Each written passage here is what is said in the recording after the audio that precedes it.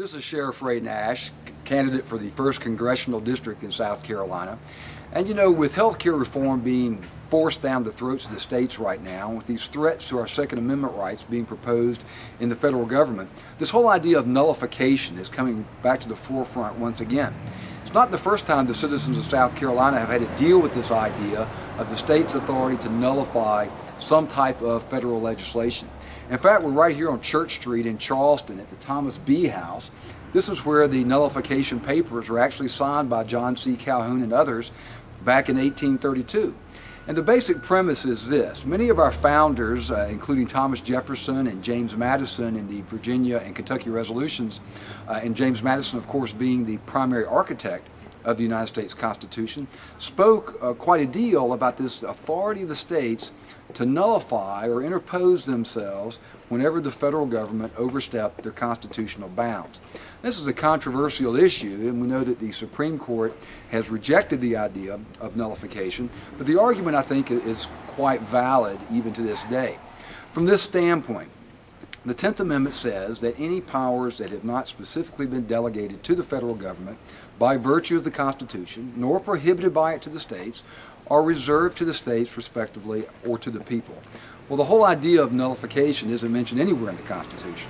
Consequently, it's not delegated to the United States government, nor is it prohibited by it to the states. Therefore, this becomes a retained right that the states still possess if there is an overextension of the federal authority.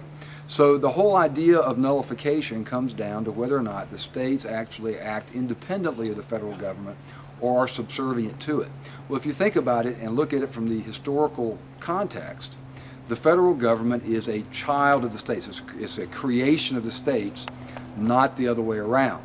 So there was a compact of the various states coming together, and we can show this because even though the preamble says "we the people," the Constitution itself required a ratification by the majority of the states, as does any constitutional amendment that might be proposed today. So despite the fact that this is a somewhat controversial issue, we have seen nullification take place over the years.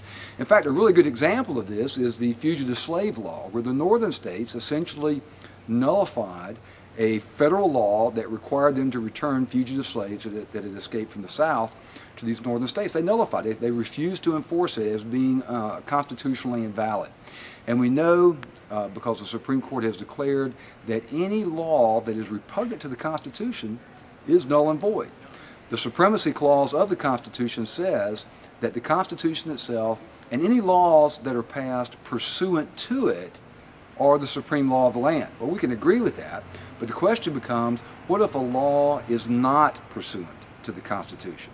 Well, then we know it becomes null and void, and the states have the right to nullify it by refusing to enforce it within the jurisdictional boundaries of their state government. We've got this issue now that's coming up with health care reform and potentially on Second Amendment rights. Are the states going to make a stand?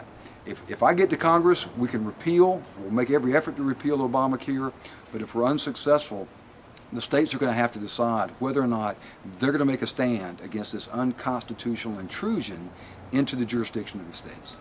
I'm Sheriff Ray Nash. Let's send a sheriff to Congress.